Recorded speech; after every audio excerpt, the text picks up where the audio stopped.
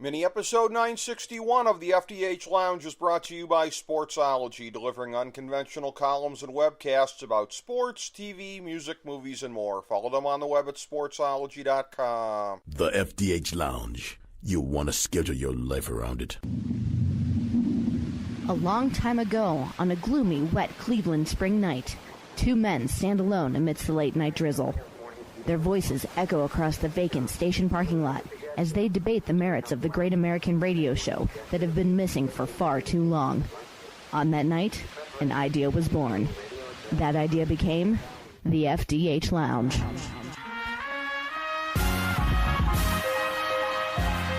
Welcome to the FDH Lounge. Hello, everyone. Welcome to FDH Lounge mini episode number 961. I am joined by two of our favorite FDH Lounge dignitaries, Ken Detwiler and Steve Kallas, for a very special occasion. This is our first baseball segment prior to the 2018 MLB season. We had intended to do one for Hot Stove League, but as we will touch upon, wasn't really much of a need to do one because more than ever, there really wasn't much of a Hot Stove League in 2017-2018.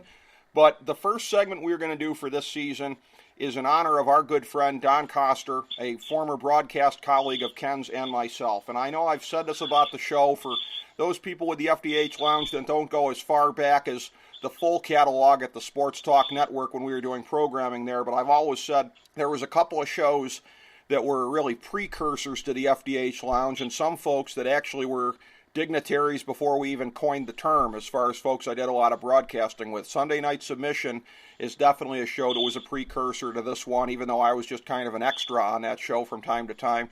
You've got Reality Check, the first show I ever did at the network from 03 to 05. Ron Glasnap and my other good friend, my old friend from high school, Dave Adams. We did that from 2003 to 2005. That was a lot like the FDH Lounge, except we just focused on sports, of course, because that's the thing that differentiates the lounge, is not just doing sports.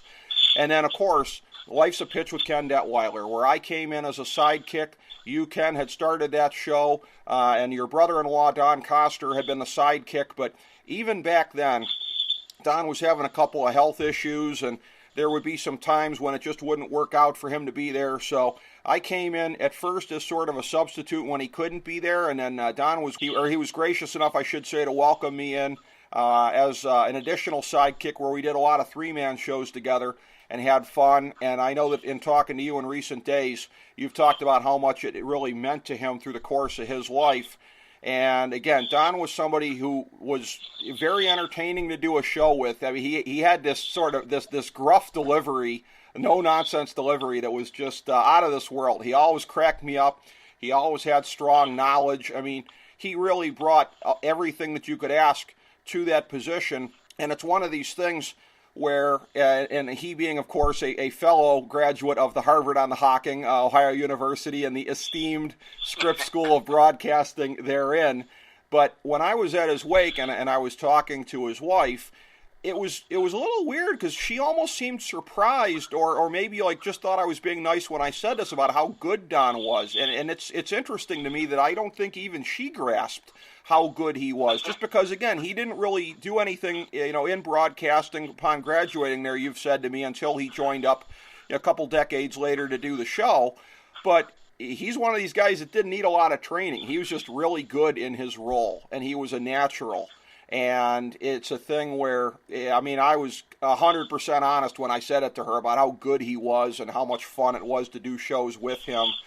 And, again, how much I just really enjoyed being around him. The last time I got a chance to see him after many years apart, of course, you had, I think, a Halloween party over your place, Ken, back in, I say, 2015. Yeah. He and I saw each other down at your downstairs bar and just gravitated to each other, and we sat there about 2 or 3 hours, and that's the last I really got to talk to him. I will always treasure that time of getting a chance to catch up to him, and it's sort of an object lesson for me going forward, because I know we talked about this, you and I. We got to go out, we got to record some stuff with you, Don, and you and I never got around to it. And of course, we didn't know what his expiration date was going to be, in all fairness to us. But let this be a lesson to everybody that tomorrow was never promised to anybody.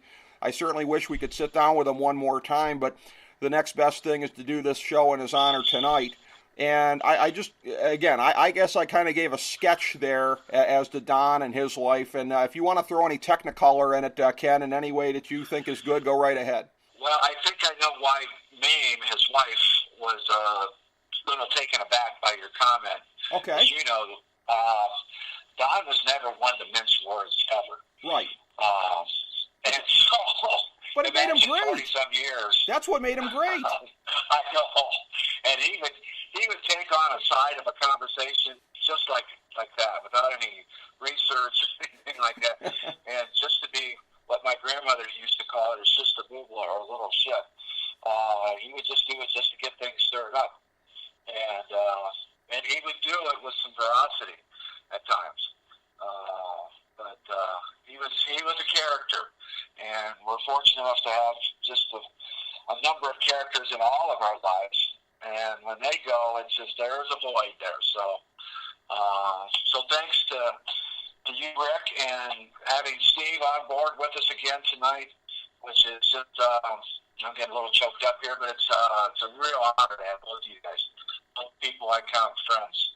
And well, thank you, Ken. And again, a couple of years ago, you actually got to do a segment sitting down with Steve in person here. Steve, of course, being a denizen of the Big Apple, but back when his son was living in town here and living in Cleveland Heights, I believe, at the time, you and I got a chance to drive over there and record with him in person. But I knew when I put you guys together talking baseball personally, you guys are more or less at about the same points in your life, have a great passion for baseball, have both coached baseball an awful lot, really know the game inside and out. And I knew it would be a great pairing, and it's been great when you guys have been paired up previously. But again, Steve, I'm going to tell you what I told you off the air, and that is that, again, you go to do a show like this, you don't want it to be the phantom limb syndrome here. It would be kind of a downer for Ken and I to do this show ourselves with it being in Don's memory. The way to give tribute to Don, because we were a great three-man booth, is to do another great three-man booth. And there's nobody that's more natural to bring into this thing for these purposes than you. And like Ken, I greatly appreciate you being here to do this with us. I greatly appreciate you guys having me. Just listening to these stories about Don and the others you've told me off the air, it's just an honor to be here. And I don't know that I can fill his shoes, but I'll certainly do my best to give us some information on the upcoming baseball season. I know this. Don would have enjoyed doing segments with you. I mean, Ken, you can back me up on that. Yes, because you know what you're talking about. You have a passion for the game, just like Rick and I, and he did too. And boy, oh boy, I was watching a little baseball, working out of the house here today, and watching a little MLB baseball, and I'm like, even though spring training, it's like, I got the itch, gentlemen. Yep. Yeah. Exactly. I think we all do. And that's the thing where, I mean, I can just kind of see it. If we'd known Steve back in the day, if he'd been on to do a segment with us, when we went to commercial, it would have been something like, Don would have turned to us and said something like, I like this guy. He's pretty good. So there's no... And he would have said it in such a manner, a little more colorful and definitely loud. Yes, he would have. And, again, it's, if you knew a Don Koster, the only way to go about something like this is with a smile on your face. And I've definitely been smiling and laughing a decent amount since we started, as I know will continue to be the case as we get into the subject matter. So, Steve, we've more or less had you on cold storage a little bit here as we set this thing up. So I will start with you as far as looking at the off season and some of the big stories here. And again, the defining element of the off season by far is, again, why we didn't do a show for Hot Stove League, because more than almost any other year you could name, I mean, if you go back to the collusion of the mid to late 80s, maybe you could look at some of those years. I haven't seen it stack up exactly as far as unsigned players then versus now, but the slowness at which these deals are coming around, and again, really seeming to be a buyer's market at this point. J.D. Martinez ends up where everybody thought he would all along with the Red Sox, but certainly not with the kind of deal that anybody thought it would be, and it kind of goes from there. Eric Hosmer going to the Padres. I mean, if the Padres are suddenly able to afford a guy like that on the free agency market, it kind of tells you a little bit about the overall values and where they're at right now. So there's a lot of reasons for this. Obviously, looking at the constricting effect of the luxury tax, which a lot of people like me have despaired of ever being any kind of restraint on spending. It looks like it kind of finally is. The Dodgers and the Yankees, the big boys, would like to get underneath a certain limit here so that they're not paying as much in taxes going forward. But what are your thoughts, Steve? Because I know you got a bunch of them on this off season and why it was as slow and as pokey as it was. Yeah, I just don't know that I buy into we all understand that analytics is virtually, I won't say totally, but virtually taking over the game. But I certainly don't buy into the notion that every team has their similarly situated now analytical group that just comes to the conclusion that Mike Moustakas isn't good enough to sign to a big contract just using one blatant example for me, just because under analytics he's not that good. But if you watch the Royals play, and I actually did watch them a number of times this year, and watched him specifically, and of course going back to the years before the World Series and everything, this guy to me was a giant player. I don't know if it's an anti-Scott Boras thing. Maybe things are coming home to roost on Scott Boras because a lot of these guys are his clients. But I can't say there's collusion either. Back when there was collusion, I think there was a lot of evidence that was eventually found, emails, etc., that nobody would be dumb enough to make today. You won't get the evidence today that you got back then. But it does sound like almost all at once everybody decided just to draw the line. And I don't think we've really ever seen that before. You've always, it just takes two fools to make a billionaire. And even in the past, sometimes with the Yankees, it took one fool, the Yankees, betting against themselves. So I don't quite get what's happened. I just don't buy that all the teams came to the same conclusion because we're all doing the same analytics. I think there's something more than that. Is it outright collusion, and is it provable? That I don't know either, because it's probably somewhere in between. But you can't help but think a lot of owners, individually or even in little meetings, are going, we finally got this Scott Boras after all these years, because as you guys know, for decades now, he's been saying, I don't care what your team offers you, you're going to test free agency, and then invariably that led to bidding wars that made his clients a lot richer, a few of whom should not have been a lot richer. Right. But that was the game then, and this is the game now. And I'm not saying these guys are coming out on the short end. I never, how can you get upset when these guys only sign for, 120 or 130 million instead of 150 million? I mean, come on, it's ridiculous. It's like monopoly money at some point. But I think there is something going on here, and I think it's more than just we all use analytics now and this guy's not that good. Well, that's an interesting thing. And Ken, I would say, turning to you to sort of build upon Steve's points there, collusion is illegal, but groupthink is not. And I think that might be the loophole that the MLB owners have found. Exactly. Yeah, I agree with Steve. I had never thought of the Scott Boras angle. But he burned some bridges. And now it's time to maybe pay the piper. The thing I get is, sooner or later, don't these, the NFL, MLB and so forth, and NBA and stuff, sooner or later, doesn't everything keeps going up and up and up? Doesn't it have to come down at some point? And maybe they're taking a realization that, hey, we can pocket that money, we being the owners, and maybe the fans will see as their prices are passed on to $8 a hot dog and things like that. Maybe we've got to that point.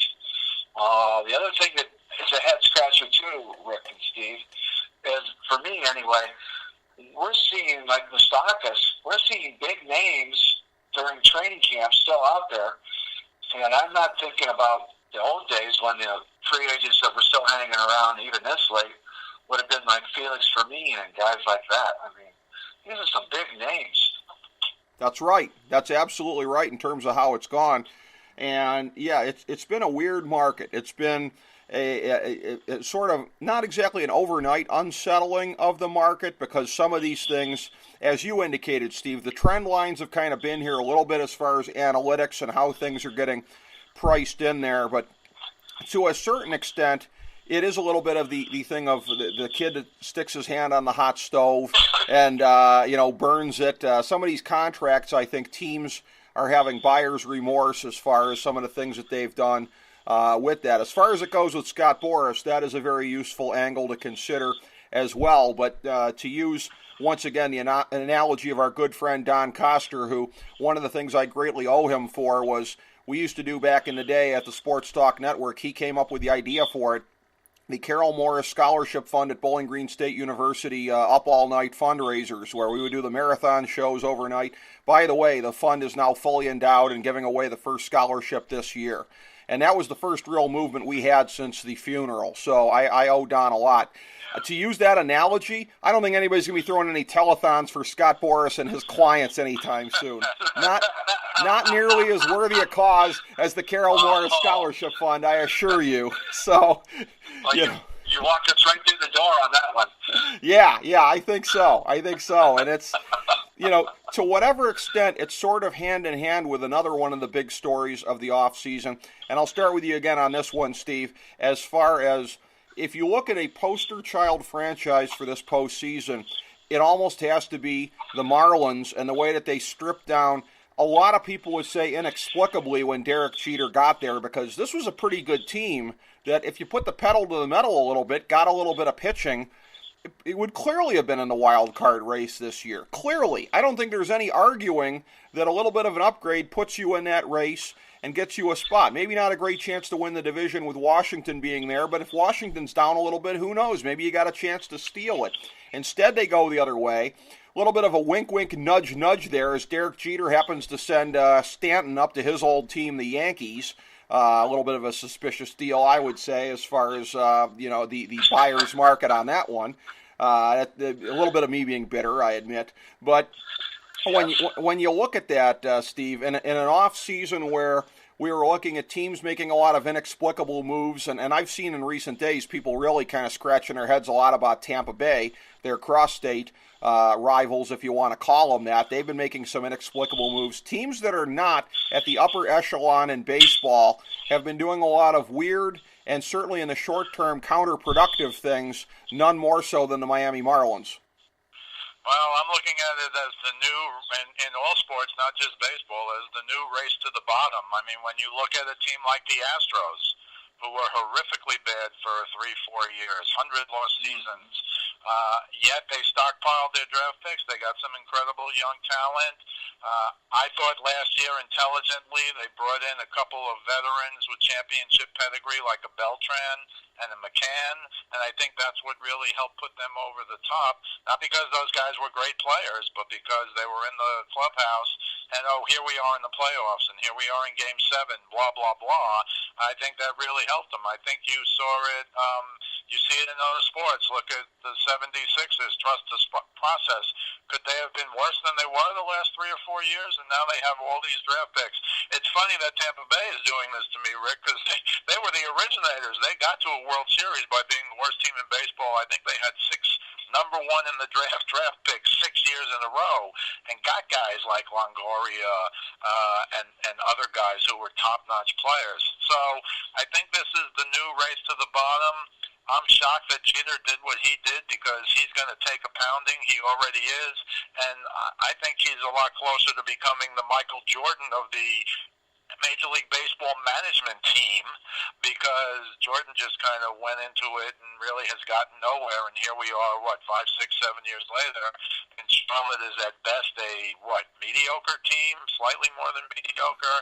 So I know the Marlins disbanded 2 World Championship teams, but again, that was after they won the World Championship, and that certainly is not happening, did not happen here, and I think you were right. I thought they were on the precipice. They certainly had the best young outfield in baseball, and Stanton was a freak, and they traded D. Gordon as well, but I think the new theory might very well be, don't be mediocre, don't be bad, be horrifically bad.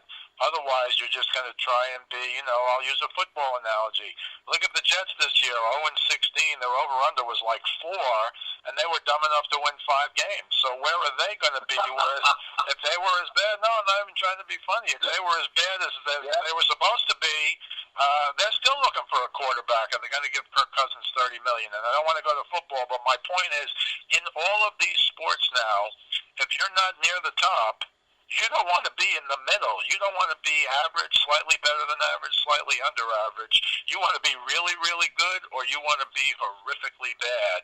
And I think you're seeing it again in the NBA. There's like 6 teams with 18 wins now.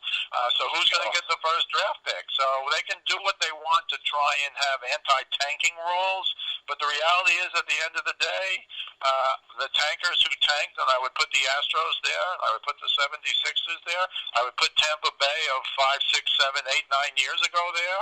I think people are seeing that and essentially saying, grin and bear it, we're going to be bad, but in the end, maybe we can be the next Houston Astros. Well, all I can say as far as it goes to the NBA as a big Cavs fan is lose, Brooklyn, lose.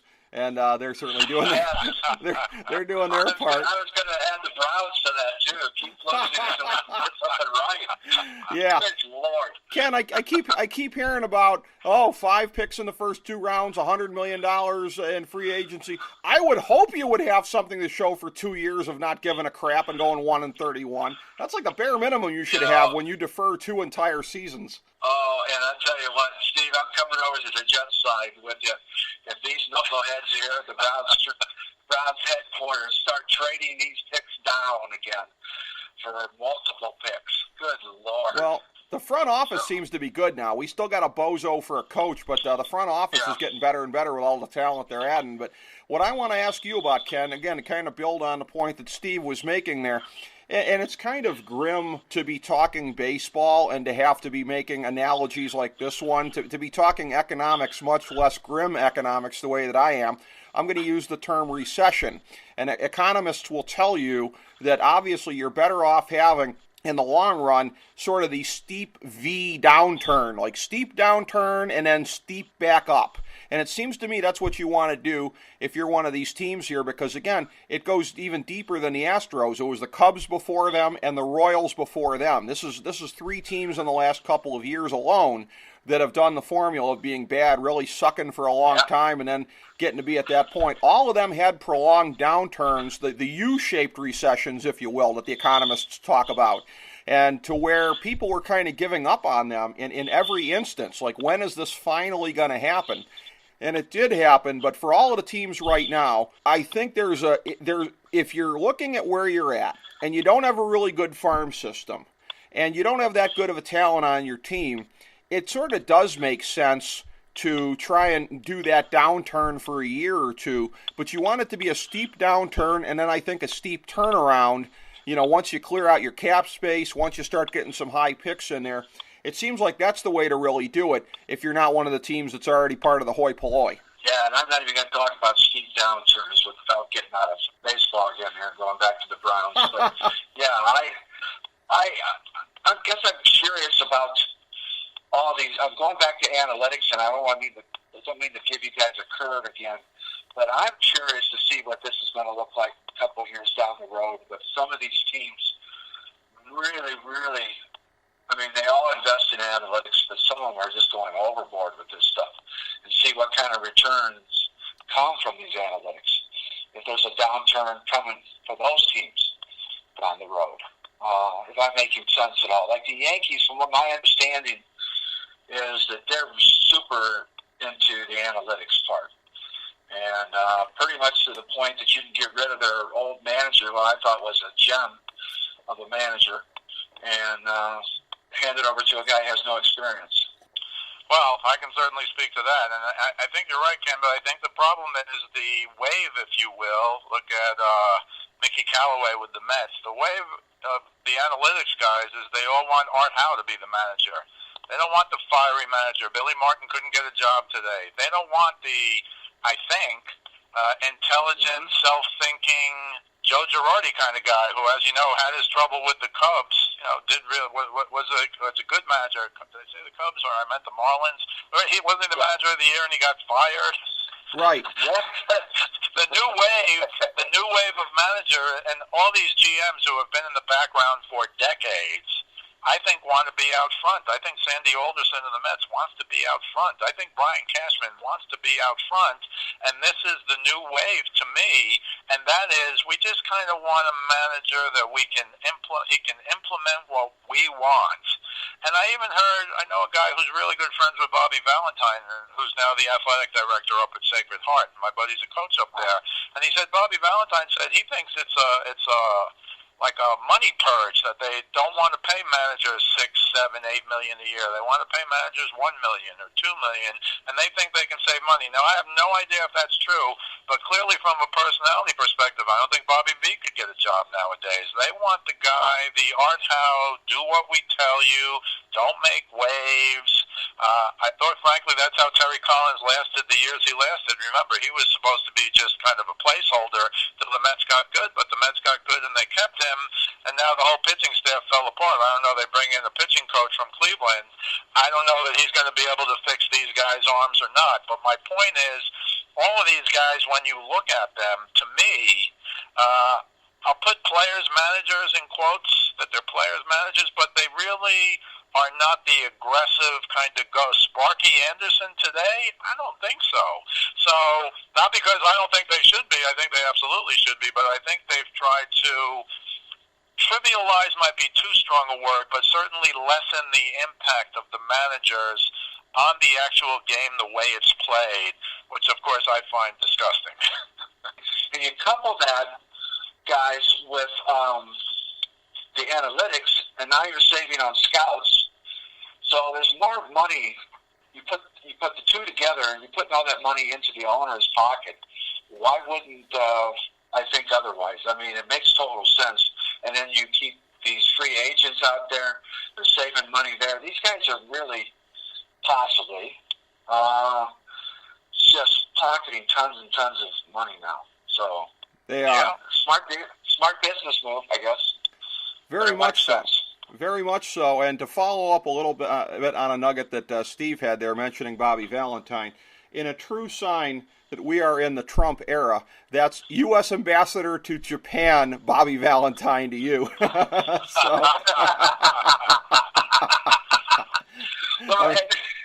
no, I'm going to take that line and try to go a different direction on you here, guys. But still, I'm sitting here thinking, what happens, and I'm an old school guy, baseball guy, you both know that, but it used to be you used to earn these jobs, going up through the minors, taking a rookie ball team, and riding the buses, and maybe I'm just going nostalgia here, but I feel bad for those guys. I really do. It is interesting that that's not the case. Yeah, that is. We've kind of gotten away from that a little bit, and that's one of the things that's really kind of an ongoing reshaping of the landscape in MLB. As we're looking at the leagues, and again, we're going to go, I think, more big picture on that because there really wasn't a whole lot that changed the structure at the top of either league in the offseason. The middle part and the bottom part maybe in both leagues, but with little off-season movement, there's been little room for anybody. Obviously, a team like San Francisco making moves to try to get back to where they were by bringing in Evan Longoria and doing some stuff like that. But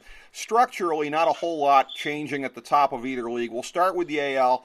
The Yankees continuing to be aggressive here now with the Twin Tower sluggers that they have, with Stanton coming in there and continuing to build on what they had.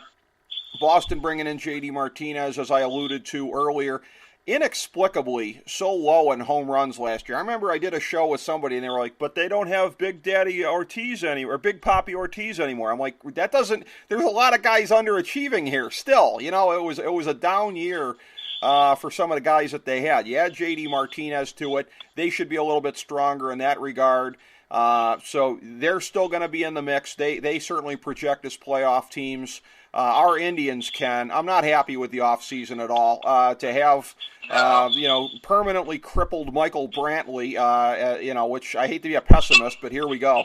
Keep him instead of Jay Bruce, who signed with the Mets for about the same amount of money. Thanks a lot, guys. Yonder Alonso, who looks like a one-year wonder as far as the home run surge. I didn't have a problem letting Santana get away because I was never a huge Santana guy. But, again, the Indians look to have faded back. But, again, the rest of the division flat out sucks right now. Everybody else is doing the downturn right now and trying to get good for later on. In the West, you've got the Angels maybe trying to take some steps forward here. You bring in Ohtani and add to what they had. They still have a horrible farm system, so it's really kind of a stars and scrubs thing, not just on their roster but throughout their organization. Houston, the rich get richer, not in terms of market size but talent. They add some nice pieces in the offseason to what they had. So take it away, Steve, as far as your big picture impressions, AL. It just seems like a lot of the same teams, I think, we'll be talking about in October as we were last October. I totally agree with that. The one team that I have coming in, but you've already referenced them, is kind of the Angels. I'm buying into the Ohtani thing. I'm fascinated to watch him play/pitch. I think it'll give Mike Trout a boost if he's actually playing for something as great as he is. I think he'll be even greater if he's playing for what I think is going to be a wild card spot, because I think you're right. I don't think they can touch the Astros. I'm a little down on the Indians only because they've lost 2-game leads in the last 2 years, and I let them slide on the first year, but to lose 3 in a row to the Yankees now, if you buy into the after the fact, and I think you said at the time, Rick, you had kind of heard rumors that Kluber was actually hurt because the Yankees can't touch Kluber when he's Kluber. And yet they were able to in that series last year, so maybe I'm being too tough on the Indians. But I think it's the Astros to lose. I think they're the best team. I think they're only going to be better with the experience they now have in their back pockets from winning it all last year. I do like the Red Sox, but I don't give the Red Sox a deep future because I think they're relying, even though I don't like the Dodgers either, because Kershaw in the postseason is not Kershaw. There's 2 Kershaws. I don't know if he's Peyton Manning, but I've heard people compare Kershaw to Koufax, which is blasphemy in some areas. But I will say, for better or worse, having seen Koufax in the early 60s when I was a little kid with my old man every year shutting out the Mets, people forget in 62, 3, 4, 5, nobody went to see the Mets. Everybody, all these National League guys in New York were like, oh, the National League's back. Let's go see Mays. Let's go see Koufax. Let's go see Clemente. Nobody went to see the Mets. That's a miss, the lovable Mets. They were horrific. But that's so true. But you can't mention Kershaw with Koufax unless you put comma in the regular season. So I'm sick of people telling me on the one hand how great he is, and others saying, oh, he can't sniff Koufax. Well, Koufax in the postseason had like a 0.90 ERA. He played for the modern day hitless wonders, the Dodgers in the 60s. And not to go off on a tangent, but I'll give you one of the greatest stories I ever heard. Don Drysdale, there's a biography of Drysdale, I think, and Drysdale was a lunatic, and of course he was the number 2 to Koufax's number 1. They held out together, blah, blah, blah. Nasty pitcher, great pitcher, 6'7", blah, blah, blah. But he was in the hospital, and one day somebody came in and said, Sandy threw another no-hitter. And supposedly Drysdale looked at the guy and said, did we win? So that just gives you some kind of sense of how great Koufax was. So I compare Kershaw to Koufax in the regular season. If you look at their numbers, the numbers that Kershaw has put up are incredible, but there is no comparison in the postseason. So I kind of eliminate the Red Sox because Chris Sale, forget the playoffs, he's been his whole career terrible in September. I think he just runs out of gas. He has that vicious motion. He throws as hard as he can. I don't think he paces himself. So I throw the Red Sox out of more than making the playoffs. And, of course, when you throw in the David Price fiasco in the postseason, I don't think he's still started the game and won one yet. He's like 0-7 or 8. They can't go all the way. So, too, in the National League, I know we'll get to them. I feel the same way about the Dodgers, although they almost got all the way last year. So I have the Astros coming out. I do have the Yankees winning the division and making the playoffs. I don't think they're as deep as pitcher as people think they are. Obviously, they're going to have, everybody's already making the comparisons to Mantle and Maris. Again, I'm an old-time guy. I'll believe it when I see it. Mantle and Maris were massively strong guys, but when you look at them, they were not 6'7", 250. That's what we have with these 2 guys. They're monsters. They hit mistakes 500 feet. But they can even just get part of the ball and hit home runs. It's unbelievable how these 2 guys are. But we'll just have to wait and see what happens with them. So I like the Yankees, Indians, and Astros in the division. I like the Red Sox and Angels to be the wild cards. But I do like the Astros to come back going to have an upset for you in the National League. You guys will probably give me some grief for it, but I got to pick something different. So I'm going Astros to come out of the American League this year. Well, and I'll tell you what, the one thing about how it goes with Kershaw, the one thing that he's got over Koufax undeniably, maybe it's because Kershaw never pitched in Brooklyn, but he didn't start with a couple of mediocre years the way Koufax did. That's true. He wasn't as great as he is now overnight, but he was a lot closer to being prime Kershaw coming out of the gate than Koufax ever was his first couple of years. So that's if I could just say one thing about that, you're 100% right, but let me defend Koufax, who I think is the greatest pitcher who ever lived, period. That's where, to me, Koufax is the Beatles, and any other pitcher is any other rock group you want to come up with. But Koufax, when he was drafted, he was one of those guys that if you didn't keep him on your roster and sent him down to the minor leagues, he could then be taken by another team. That's how Clemente, who, by the way, was Giant property and could have played in the outfield with Willie Mays, Clemente, once they put him in the minor leagues, and that's how they tried to hide him, but that's how the Pirates got him. So Koufax didn't have a choice, and that's why when you look at him, he was on the 59 Dodgers, the Go-Go Giant, that beat the Go-Go White Sox in 59, and like nobody knows that. But that was because of the rules at the time. They could not send Koufax to the minor leagues. But I think if you gave him a $10,000 bonus or more, if you can believe that, if they gave him a $10,000 bonus or more and he was sent to the minors, somebody else could draft him at the end of that season. So that's why Koufax, and again, you're totally right. Kershaw was Kershaw pretty much from the get-go, and took Koufax literally 4 or 5 years. It wasn't a 1 or 2 year deal. But I think that's the reason why, and I always think what would have happened if Koufax could have gone to the minors for a few years, like virtually everybody else did, because, you know, a $10,000 bonus was so much money back then. Right. And now people hear this and they laugh at the story, but that's the story, and that's why Koufax was a major league pitcher when he was like 20 years old. Well, what a great counterpoint to what I said, because, yeah, that is definitely worth considering. No question about it. Ken, again, the American League, do you look at it as Steve and I do at the top where it looks like a big old bowl of same old, same old? Yeah, well, yes.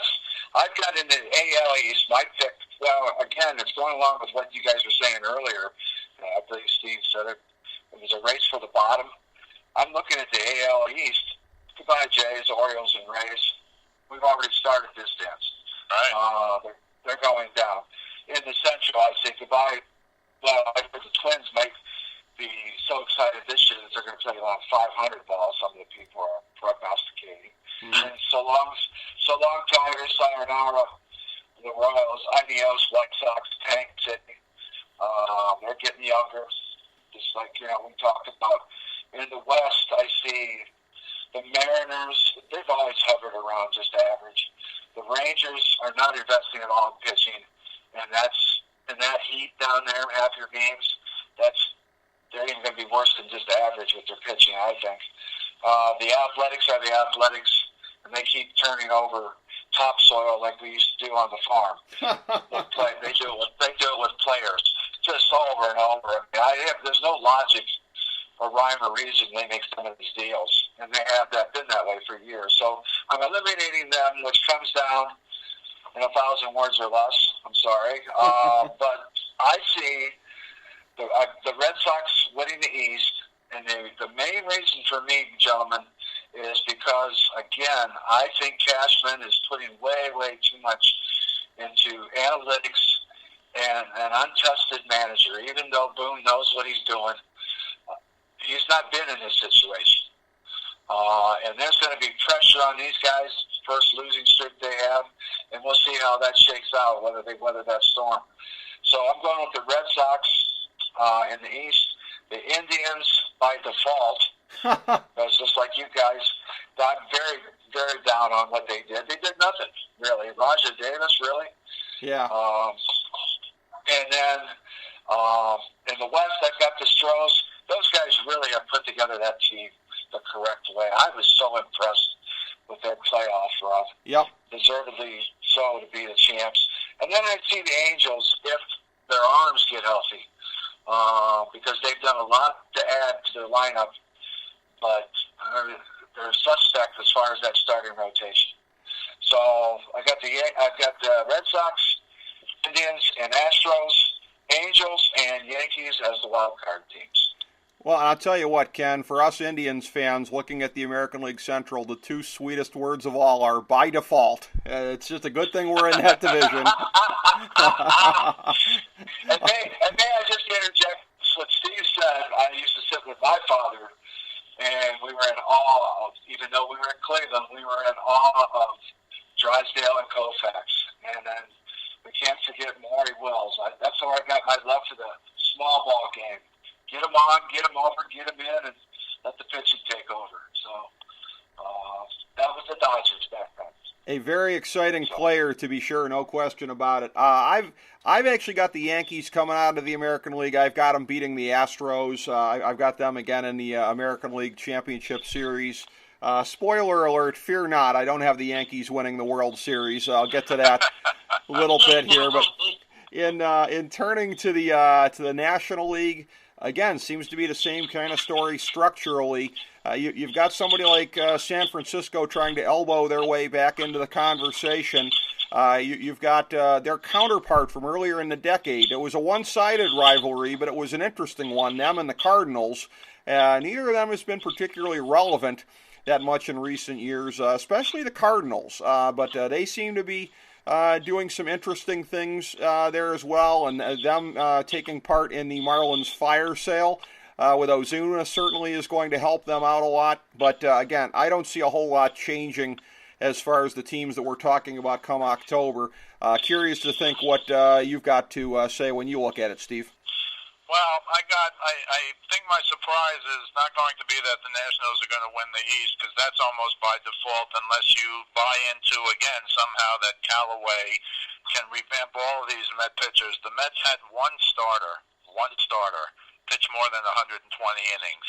So the notion that they're now going to have 5 starters, and I wrote an article, must be 2, maybe even 3 years ago, that the Mets should go to a 6-man rotation before they wreck all the arms on this team.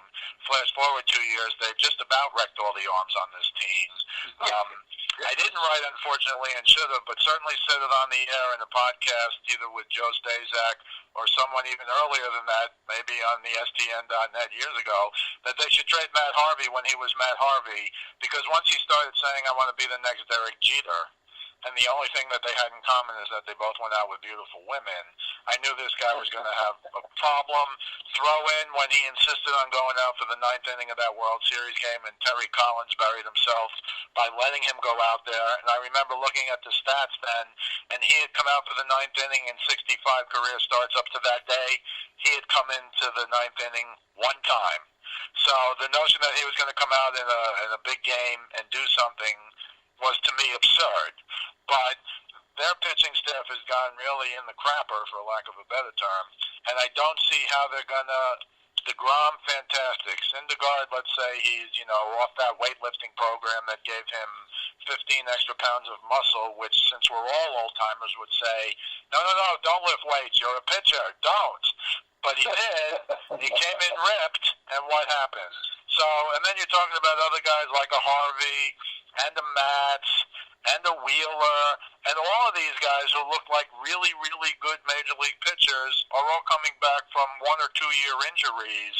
So I just don't see them. So I think it might be a by default for Washington. And I like that you liked, Rick, those 2 words by default. The other 2 words I would say for Cleveland and for the Mets and for virtually every team is stay healthy. Right. That's in the new world of analytics, isn't that funny, Ken? In the new world of analytics, how do they account for guys who can't play, pitchers who can't pitch more than 120 or 30 innings in a year? If everyone's bigger, faster, stronger, and the nutrition's better, and the workouts better, and we can go see our guy, and we got 12 doctors, then how did Koufax throw 363 innings or whatever he threw? And you're looking, he throws more than 2 or 3 pitchers used to. Now, I understand he retired early with a bad arm, but they had no Tommy John back then. They couldn't do anything for these guys back then. Yet you go look at the numbers, complete games, that's like a joke. You have pitchers in the 60s who threw more complete games than whole pitching staffs today. So I still don't quite get that. So I don't think the Mets are going to make that comeback. The Marlins are going to be the worst team in baseball. The Phillies are young, they're going to get better, and Atlanta's just going to be okay. It's not as bad as the AL Central, but I think the Nationals win by default. I got the Cubs winning, but I got the Brewers coming out. I don't think the Cardinals have quite done enough. But the Brewers, I think, by getting Lorenzo Cain and Yelich from the Miami fire sale, I think they might have done enough to put them higher up on the totem pole. And then in the West, I don't think, you like what the Giants did. They got Longoria. They got McCutchen, too, I think. Yes.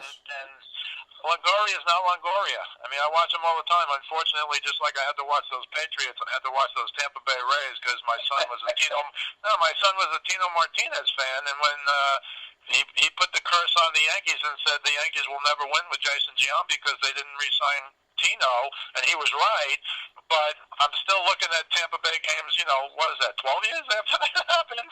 So Longoria, who's been kind of lost in Tampa, they had that one run that one year, but he's not what he used to be. And McCutchen, who was an MVP candidate for 3 or 4 years in a row, he's still real good, but he's not an MVP candidate, so I don't think that's enough for them. That's why I have the Brewers coming as a wild card.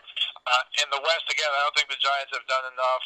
A lot of people think it's going to be the Dodgers, the Diamondbacks, and the Rockies all making the playoffs. I got the Dodgers winning that division. Again, I don't buy into them on the big picture because Kershaw is still not Kershaw in the postseason. But I do have the D-backs coming out of the West. So not only am I picking the Nationals to win the whole thing in the National League, since I'm going to shoot myself in the head at the end of the year because I picked them 2 years ago and was still shaking my head after 2 years ago, I'm going to pick the Nationals to beat the Astros just because I don't want to pick the obvious. Okay, that's very interesting, and I'll tell you too. The thing about Longoria, I do agree completely, and maybe it's not as dramatic as this, but Peyton Manning, when he was in the Super Bowl the second time, essentially functioning as Trent Dilfer with that defense, like. If there was truth in advertising, we would make players change their names at that stage. Like Evan Longoria should have to, he should be known as David Freeze from now on. You know what I mean? Like we should have truth in advertising labeling here, because you hear they went out and got such and such. Yeah, they didn't get such and such circa 2012. Sorry about that, but as far as it goes. I've actually got Cubs over Dodgers in the National League Championship Series, and I'm saying Cubs over Yankees in the World Series, which the good folks at Fox would be having to smoke a cigarette after that one, I'm afraid, after the ratings came in. So if that comes to pass, albeit they would be this close to Dodgers-Yankees just like they were last year, only it would be the other of the two teams getting in there. So, Ken, when you look at the National League, when you look at a lot of the usual suspects in there and some of these other teams like Milwaukee and San Fran trying to bubble up, what do you see? Okay, I'm going to give it right down the line here. I've got the Nationals in the East. Again, a lot of these teams are mailing it in again. I do have a couple of teams to watch because it is, like Steve said, a pretty pathetic division. I think the Mets, I really like their new manager. I like Callaway a lot, and I'm hoping that he's going to have great success there. Yeah, we're going to miss him. And also, I really think so, too, yes. The other thing is, I like what the Braves are building down there in Atlanta. Yes. Just a team to watch. I'm not saying any of these teams are going to win anything. But boy, it's just kind of fun to watch the whole pot bubble up and start to really turn into something. In the Central, I've got the Cubs winning. Talk about a front runner again. And Brewers, I like what they've done with their everyday lineup again. I keep having an emphasis here on these teams don't have the pitching to go against the really good teams like the Dodgers with Kershaw and so forth. The Pirates, I'm befuddled by these guys. Don't quite understand. They get rid of their best players, and then I see their general manager come on TV, and he says, we expect to compete for the World Series. Yeah, good luck. I'm like, what are you on? It's like, so that's a head scratcher. I'm curious to watch how that plays out.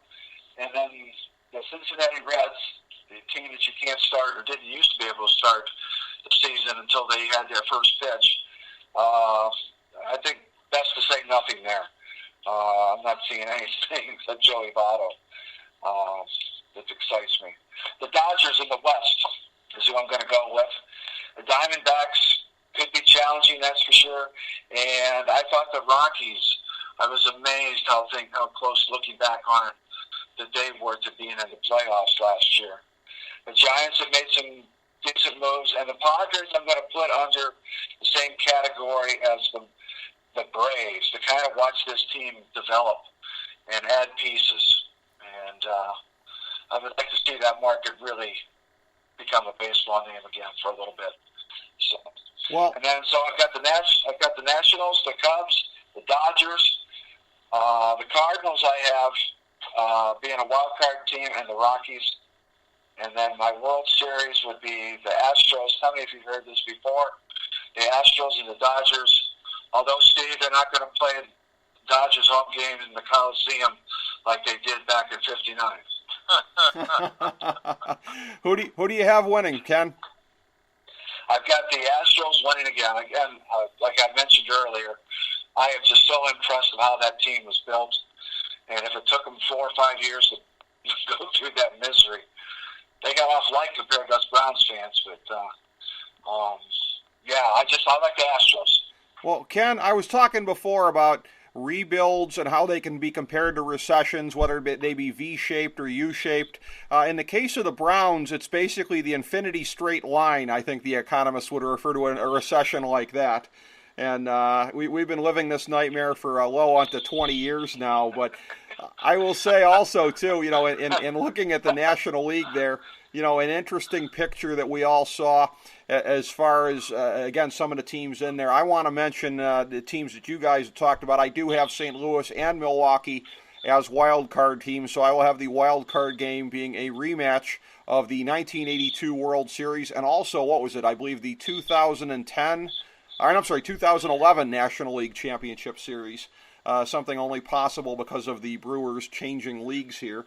But as we bring this thing around and we look at the landscape for this season, and I will look forward to conversing with you guys subsequently as the season goes along, I cannot help but conclude in looking back on it here on our discussion that much like we were aiming for, Ken, just in the spirit of back in the day, the discussions that we would have all the time when Don and I had the privilege of sidekicking you on Life's a Pitch with Ken Detwiler back on the old Sports Talk Network back in the day.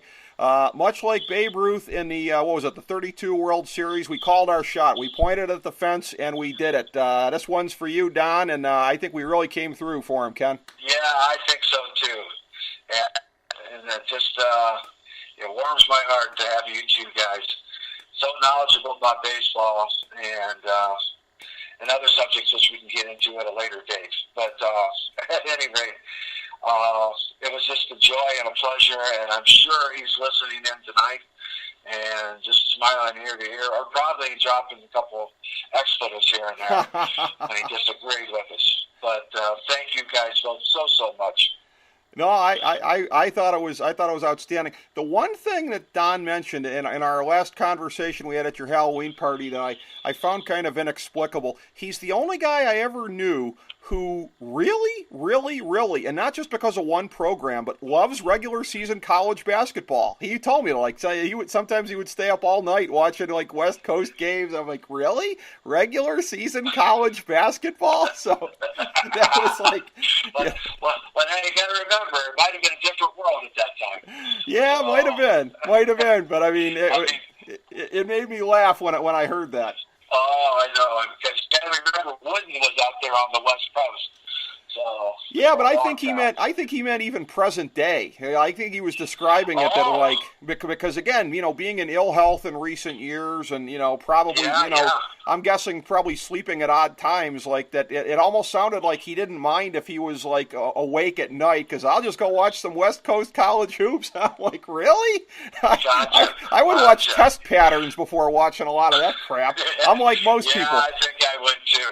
I just care about March, just like 99% of the universe. But what a guy and what a character Don was. And again, much like I knew it would be, bringing you in, Steve, as the third man in the booth here in true tribute fashion to Don, doing a three-man booth here, really, really worked out. And again, I knew you would bring it strong, and I always appreciate it, but there's that extra level of appreciation this time that's even more heartfelt from Ken and I for you helping to honor our friend Don Koster. So I can't thank you enough. Well, it's always great to do stuff with you two guys, but this is a special honor and a privilege for me to be the third guy in the booth, if you will. So I greatly appreciate the opportunity. As always, had a lot of fun, and hope this does some kind of justice to the memory of Don. You guys, from my personal standpoint, for both of you gentlemen, as we're having a kumbaya moment here, I learned more ways of thinking about topics and teams in this case today, listening to you, Steve, and you, Rick, giving different perspectives, and you just don't get that in sports radio much anymore. So thank you both again. Well, thank you, Ken, and that's the thing, too, is that, again, in different ways, like I met you at the Sports Talk Network back in the day, doing shows there, and then that was how Steve and I came to know one another early on with the FDH Lounge, and Steve starting to appear on our show, and just what a hot house of talent the place was. And we could sit here and we can laugh about various aspects of management or lack thereof over a period of time, but for me, it's the people who always defined the place. It was the people, it was the talent, and it was, again, the talent that had a lot of integrity as well, all the way top to bottom. I mean, that's what I think about when I think about that place. I don't think about the downsides on the business end of it or anything like that, or anything that I think is irrelevant. Front office to me is irrelevant when I think about that place. It's the talent, it's the people I met there, the friendships that I made, and a friendship with somebody like Don Koster that I will always treasure. I am glad that my friendship and association with you two guys is ongoing, and as far as it goes for Don, I will bring it around here on mini episode number 961 by saying once again, we love you, Don Koster. This show's for you, and thank you everybody for tuning in to this mini episode of the FDH Lounge. As we bring the show to a close, we would like to extend our deepest gratitude to NBC, CBS, ABC, Fox, all Clear Channel affiliates, TNT, TBS, USA, UPN, Deadspin.com, YouTube.com, YTMND.com, MySpace.com, various blogs, Fox News, CNN, CNBC, MSNBC, IamBoard.com, Billboard.com, Google.com, ESPN, ESPN2, ESPN News, ESPN Classic, NBA TV, NFL Network, Sports Time Ohio, Athlon Magazine, Comedy Central, Cartoon Network, The Boomerang Channel, QVC, BET, The Spice Channel, Steno Notebooks, Manwich, Papermate Office Supplies, waitresses, strippers, bartenders, garbage men, janitors, microwave popcorn, the writers of The Office, Scrubs, Entourage, My Name is Earl, Oz, Metalocalypse and the Boondocks, Aquafina, and the periodic table of elements.